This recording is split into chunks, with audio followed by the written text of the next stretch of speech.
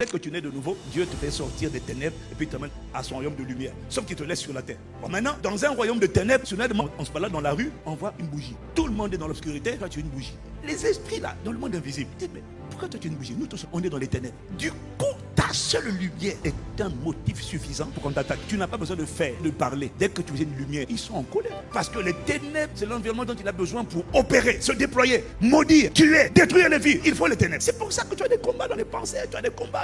C'est normal. Dès que tu acceptes Jésus, tu vas te combattre. Et ça ne changera pas. On va tout faire pour t'éteindre. Tu redeviens ténèbres. Et que tout le monde aille en enfer. Donc tu n'as pas d'autre choix. Bébé lumière, il va falloir qu'on te forme à faire en sorte que désormais tu deviennes un cauchemar pour les ténèbres dans ton pays, dans ton environnement, dans ta génération, dans les affaires, dans la politique, dans les médias, dans l'économie. Il va falloir que tu deviennes un cauchemar.